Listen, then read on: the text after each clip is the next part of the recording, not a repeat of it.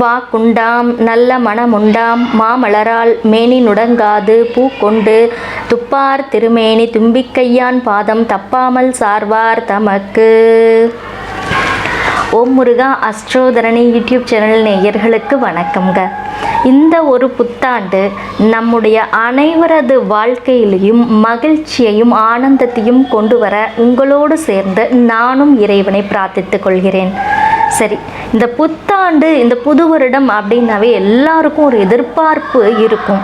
இந்த வருஷம் நமக்கு ஏதாவது ஒரு மாற்றம் கிடைக்குமா, வேலை கிடைச்சிருமா, குழந்தை பிறந்துருமா, கல்யாணம் நடந்துருமா அப்படின்னு நிறைய பேருக்கு ஏதாவது ஒரு தேவைகள் அவங்களுடைய நோக்கத்தை நோக்கி போய்கிட்டே இருப்பீங்க. இதெல்லாம் நடந்துருமா, இதெல்லாம் கிடைச்சிருமா அப்படின்ற ஒரு ஏக்கமும் எதிர்பார்ப்பும் ஒரு ஆவலும் உங்ககிட்ட இருந்துட்டு இருக்கும். உங்களை மாதிரியே நானும் என்னுடைய ராசிக்குமே ஏதாவது ஒரு மாற்றம் நிகழ்ந்துராதா அப்படின்ற மாதிரியான எதிர்பார்ப்புகளோடு இந்த கோச்சார பலம் எப்படி இருக்கு, ராசிக்கு கோச்சார பலம் எப்படி இருக்கு, கோச்சாரம் என்ன சொல்லுது, அவங்கவுங்க ராசிக்கு கோச்சாரம் எந்த மாதிரியான நற்பலன்களை எல்லாம் கொடுக்க இருக்கு, நம்ம இதில் எல்லாம் கொஞ்சம் முன்னெச்சரிக்கையாக இருக்கணும் அப்படிங்கிறத 12 ராசிக்காரர்களுக்கும் பார்க்கலாங்க.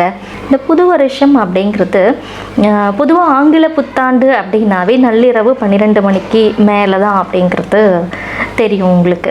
ஸோ அதன்படி பார்க்கும் பொழுது இந்த புது வருடத்தினுடைய துவக்கம் 2024 துவக்க புள்ளி அப்படிங்கிறது பார்த்திங்கன்னா மகம் நட்சத்திரத்தில் ஆரம்பிக்குது. மகம் கேதுவோடைய நட்சத்திரம். வருட ஆரம்பம் அப்படிங்கிறது புதன் வீடுகள் 2 இருக்குது, மிதுனம் கன்னி. அதில் இந்த கன்னி வீட்டில் ஆரம்பமாகுது. திதி பஞ்சமி திதி. ஸோ நம்ம எல்லாருமே நம்ம ஏதாவது ஒரு எதிர்பார்ப்பை வச்சுக்கிட்டு இருப்போம். அந்த வகையில் உங்களினுடைய ராசிக்கு என்ன மாதிரியான நற்பலன்கள் விளையப்போகுது அப்படிங்கிறத ஒவ்வொன்றா பார்க்கலாம் வாங்க. மகர ராசி நேயர்களே, மகர ராசி அன்பர்களுக்கு இந்த புது வருடம் பிறக்க இருக்கு. இந்த புது வருடம் எப்படி இருக்க போகிறது, பிறக்கக்கூடிய 2024 வருடம் அனைத்து விதமான சுபிட்சங்களை கொடுக்குமா அப்படிங்கிற ஆர்வத்தோடு பார்க்க இருப்பீங்க.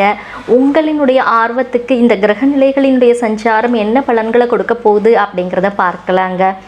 மகர ராசியை பொறுத்த வரைக்கும் 2ஆம் இடத்துல சனி பகவானினுடைய சஞ்சாரம் இருந்துட்டு இருக்குங்க. 2ஆம் இடம் வாக்குஸ்தானம் அப்படின்னு சொல்லுவோம். சனி பகவானினுடைய சஞ்சாரம் இந்த இடத்துல இருக்கிறதுனால நீங்கள் பேசக்கூடிய விஷயங்களில் கொஞ்சம் சற்று யோசித்து பேசுவது நல்லதுங்க. வார்த்தைகளில் தடுமாற்றம் இருக்கும். வார்த்தைகளை அனாவசியமாக விட வேண்டாம். அதே போல் வாக்குறுதிகளை கொடுக்க வேண்டாம். கொடுக்கல் வாங்கல் சம்பந்தப்பட்ட விஷயங்களில் கவனம் தேவை. வருமானம் எதன் வழியில் வரும் அப்படின்னு கேட்டிங்கன்னா, பழைய பொருட்கள் வியாபாரம் செய்யக்கூடிய நபர்களுக்கு, இரும்பு வியாபாரம் செய்யக்கூடிய நபர்களுக்கு, எண்ணெய் வியாபாரம் செய்யக்கூடிய நபர்களுக்கு, கசாப்பு கடைக்காரர்களுக்கு போன்ற சனியினுடைய தொழிலை செய்யும் நபர்களுக்கெல்லாம் வருமானம் நல்ல அபரிமிதமாகவே இருந்துகிட்ருக்கும். ஏன்னா 2ஆம் இடம் அங்கேருந்து சனி பகவான் இருக்கிறதுனால வருமான ரீதியில் இந்த மாதிரியான வருமானங்களை கொடுப்பாரு. உத்தியோக ரீதியில் பார்த்தீங்க அப்படின்னா நிலக்கரி சுரங்கங்கள், அதே போல் கடின உழைப்பாளிகளுக்கு அவர்களினுடைய உழைப்பு மூலமாகவே வருமானம் வரும். வியர்வை சிந்தி உழைக்கக்கூடிய நபர்கள் அப்படின்னு சொல்லுவாங்க. அந்த மாதிரி உடல் வியர்வை வெளியில் வந்து உழைக்கக்கூடிய நபர்களுக்கு வருமான ரீதியில் மகர ராசியை பொறுத்த வரைக்கும் நல்லாவே இருக்குங்க. ஏன்னா இந்த உழைப்புக்கு காரகனே சனி பகவான் தான். சனி இல்லைன்னா உழைப்பு இல்லை அப்படின்னே சொல்லலாம். ஆகையினால இந்த உழைப்பு அப்படின்ற ஒரு விஷயத்தை பொறுத்த வரைக்கும் 2ஆம் இடத்துல இருக்கிறதுனால உழைக்கக்கூடிய நபர்களுக்கு வருமானம் அதன் மூலமாக நல்ல நிலையிலேயே இருந்துட்டுருக்கும். அடுத்ததாக இந்த மகர ராசியை பொறுத்த வரைக்கும் 3ஆம் இடத்துல ராகு பகவானுடைய சஞ்சாரகதி இருந்துட்டுருக்கு. 3ஆம் இடம் அப்படிங்கிறது உங்களினுடைய நெருங்கிய நட்பு வட்டாரங்களையும் நெருங்கிய உறவினர்களையும் குறிக்கக்கூடிய இடம். இந்த இடத்துல ராகு பகவானுடைய சஞ்சாரம் இருந்துட்டுருக்கு அப்படின்னா அவர்களினால பிரச்சனைகள் காத்துக்கிட்டு இருக்கு அப்படின்றது அர்த்தம். ஆகையினால குறிப்பாக நெருங்கிய நண்பர்களாகட்டும் நெருங்கிய உறவினர்களாகட்டும் அவர்களினுடைய பேச்சுகள் உங்களுக்கு எப்படி இருக்குது அப்படிங்கிறத பாருங்கள். அவர்களோடு உங்களுக்கு இணக்கமான சூழல் உருவாகுமா அப்படின்னு கேட்டால் உருவாகாது. ஆகையினால சற்று எச்சரிக்கை தேவை, கவனம் தேவை. பழகும் பொழுது பழகக்கூடிய நபர்கள், அதுவும் குறிப்பாக இவங்க கிட்ட பழகும் பொழுது நீங்கள் எச்சரிக்கை தேவை. அடுத்து உடல் ரீதியாக பார்த்தோம் அப்படின்னா 3ஆம் இடம் அப்படிங்கிறது மகர ராசியை பொறுத்த வரைக்கும் உங்களினுடைய கை நரம்புகள் சார்ந்த அப்படின்னு அர்த்தம். கைகள், நரம்புகள், அடுத்து கழுத்து, குறிப்பாக கழுத்தை சொல்லலாம். அடுத்து காது, மூக்கு, தொண்டை இது சார்ந்த விஷயங்கள் இதில் எல்லாத்துலேயும் ராகு பகவான் சஞ்சாரம் செய்துட்ருக்கிறதுனால அவற்றில் தொந்தரவுகள் காத்துக்கிட்டு இருக்கு அப்படிங்கிறத ஞாபகத்தில் வச்சுக்கோங்க. மருத்துவம் தேவைப்படும் இந்த மாதிரியான உடல் உறுப்புகளில், இப்போ நான் சொன்னேன் இல்லைங்களா, இந்த உறுப்புகளில் உங்களுக்கு தொந்தரவுகள் இருக்குது அப்படின்னா தக்க மருத்துவத்தை எடுத்துக்கொள்வது நலம் பயக்குங்க. 4ஆம் இடம் மகர ராசிக்கு 4ஆம் இடத்துல குரு பகவானினுடைய சஞ்சாரகதி இருந்துட்டுருக்கு. 4ஆம் இடம் அப்படிங்கிறது என்ன? உங்களினுடைய தாயினுடைய ஆரோக்கியம் அப்படிங்கிறது. குரு அங்கே இருக்கிறதுனால தாயினுடைய ஆரோக்கியத்தில் எந்த பிரச்சனையும் இல்லை அப்படின்னாலும், ஏன்னா ராகு பகவான் தான் விலகியாச்சே. அடுத்து குரு பகவான் நல்ல சுபிக்ஷங்களை உருவாக்கி கொடுப்பார். அப்போ வீடு, மனை, வாகன பிராப்தங்கள் இருக்கான்னு கேட்டால் கடன் பேரில் இருக்குது அப்படின்னே சொல்லலாம். கடன் வாங்கி செய்யக்கூடிய விஷயங்கள் அப்படின்றது. ராசிக்கு 2ஆம் இடத்துல சனி பகவான் நின்று உங்கள் ராசியில் இருந்து 8ஆம் இடமான சிம்மத்தை பார்வை செய்கிறார். குருவும் அந்த சிம்மத்தை பார்வை செய்துட்ருக்கிறாரு. இப்போ 8ஆம் இடம் அப்படிங்கிறது கடன்களை தான் குறிக்கும். ஆனால் திடீர் அதிர்ஷ்ட வாய்ப்புகள், உழைக்காத வருமானம், திடீர் அதிர்ஷ்டம் அப்படின்னே சொல்லலாம். இந்த மாதிரி விசேஷமான விஷயங்களுக்கு குருவும் சனியும் ஒன்றாக பார்க்கும் பொழுது அந்த விஷயங்கள் எல்லாம் கைகூடி வருவதற்கான வாய்ப்புகள் இருக்குது.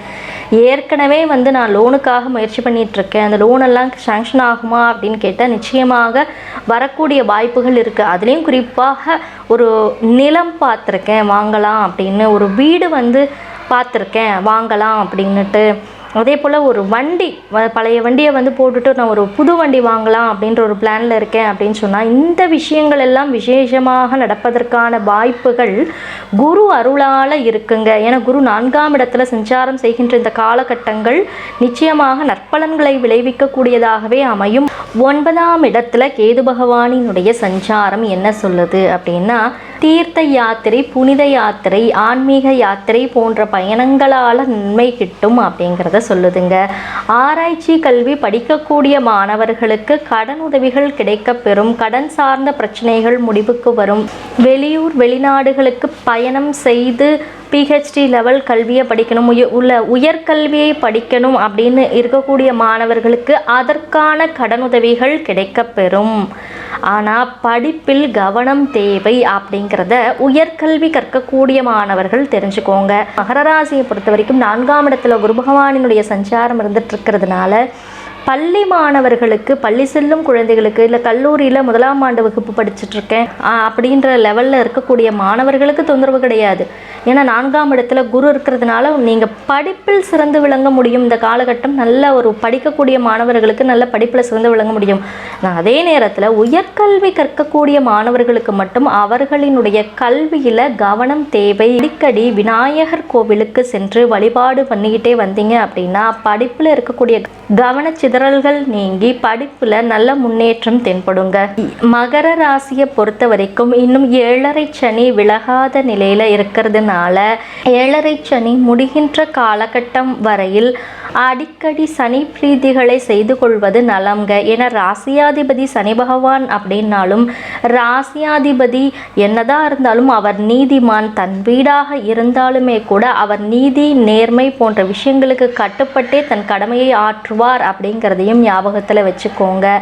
ஆகையினால அவ்வப்போது 7.5 சனி முடிகின்ற வரைக்குமே சனி பிரீதி அப்படின்ற வகையில் சனி பகவான் கோவிலுக்கு அடிக்கடி போயிட்டு வாங்க.